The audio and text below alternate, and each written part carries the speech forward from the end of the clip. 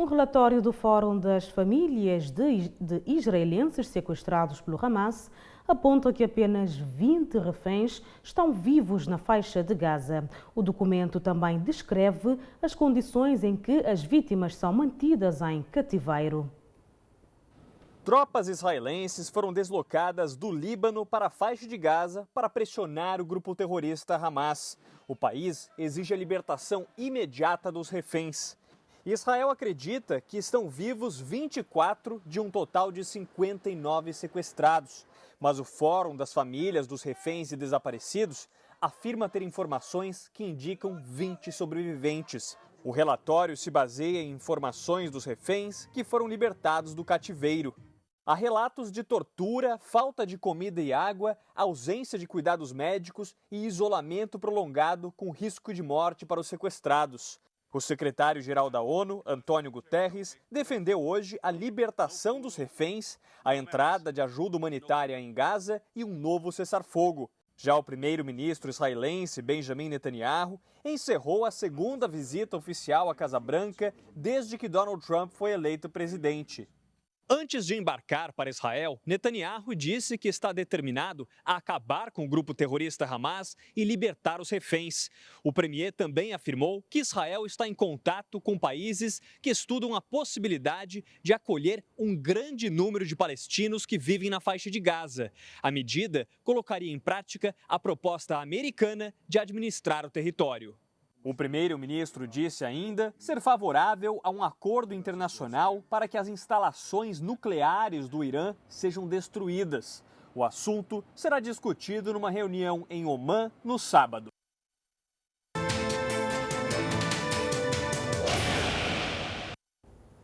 Bloqueio israelense deixa hospitais de Gaza com poucos medicamentos. Esta e outras notícias para acompanhar no Giro pelo Mundo.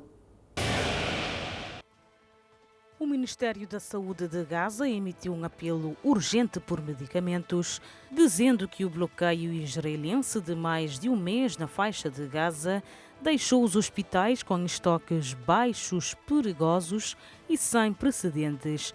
Israel libertou cerca de 80 palestinos detidos em Gaza, pelo menos 10 dos quais necessitavam de cuidados médicos urgentes. Fontes médicas dizem que pelo menos 17 pessoas foram mortas em ataques israelenses em Gaza desde o amanhecer. Ontem, vários ataques israelenses contra prédios residenciais na cidade de Gaza mataram pelo menos 35 palestinos e feriram outros 55, enquanto 80 pessoas continuam desaparecidas sob os escombros. O chefe do Estado-Maior ucraniano, o general Oleksandr Syrskyi, confirmou que as forças russas intensificaram os ataques em todas as principais frentes. De acordo com o canal das Forças Armadas da Ucrânia no Telegram, a Rússia lançou uma ronda de ataques contra a Ucrânia na noite de quarta para quinta-feira, tendo como alvo um total de 145 drones Shahed e drones de engodo. O ataque em grande escala visou várias regiões, incluindo Donetsk, Kharkiv, Kiev, Poltava, causando feridos e danos materiais. A União Europeia suspendeu as suas contratarifas contra os Estados Unidos para prosseguir as conversações com a administração de Donald Trump sobre a forma de resolver o que, até há poucas horas, se estava a transformar numa guerra comercial total. As contratarifas impostas em reação aos direitos aduaneiros de Trump sobre o aço e o alumínio foram aprovadas na quarta-feira pelos Estados-membros, visando quase 21 mil milhões de euros em produtos americanos, nomeadamente soja, cobre e as motos. O primeiro pacote, no valor de 3,9 mil milhões de euros, deveria ter entrado em vigor a 15 de abril. A decisão de von der Leyen surge poucas horas depois de Trump ter anunciado que as suas auto-intituladas tarifas recíprocas serão suspensas durante 90 dias. Nesta quinta-feira, Von der Leyen reiterou a sua proposta de um acordo tarifário 0 por 0 sobre todos os produtos industriais que o presidente americano tinha rejeitado anteriormente. Os Estados Unidos aumentaram novamente a taxa sobre as importações da China, passando estas agora a estar na ordem dos 145%. Informação avançada pelos meios de comunicações dos Estados Unidos, que lembram que a última subida contra Pequim, a que Donald Trump tinha dado luz verde, ia até 125%. De acordo com uma nota citada pelo Bloomberg, este valor inclui uma taxa de 125% que abrange os direitos recíprocos, bem como as taxas impostas à China por retaliar contra os impostos de importação dos Estados Unidos da América.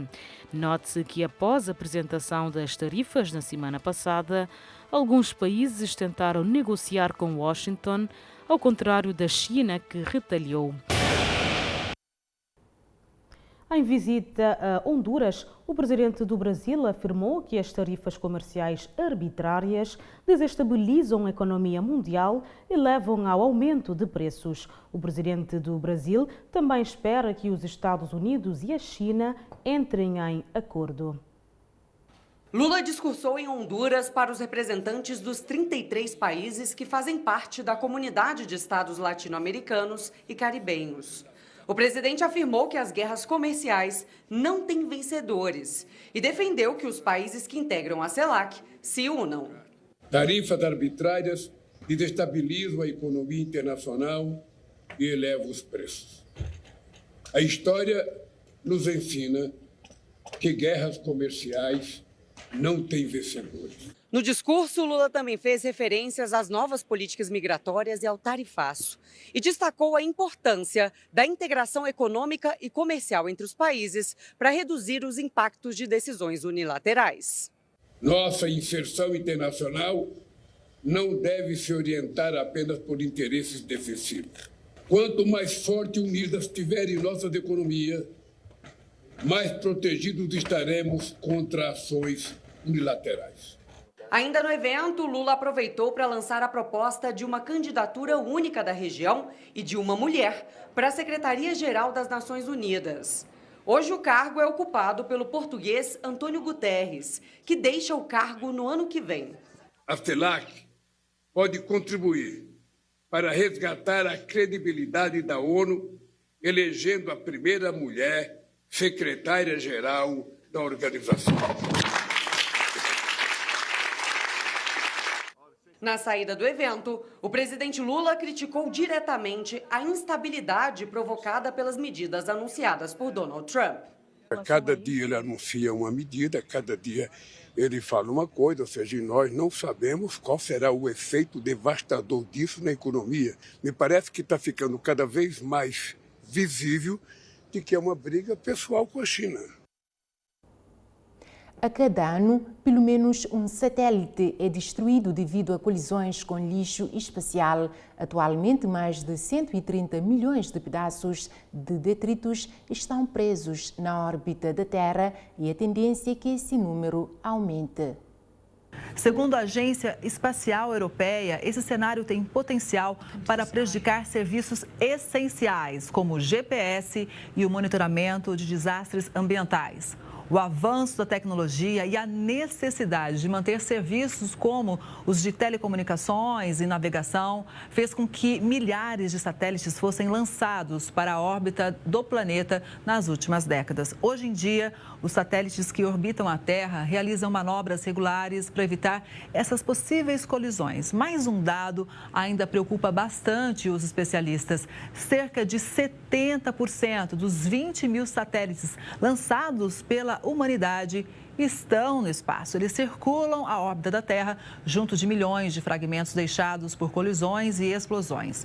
A Agência Espacial Europeia informou que existem projetos em andamento para tentar resolver ou pelo menos diminuir os problemas que podem ser causados por esse ferro velho espacial.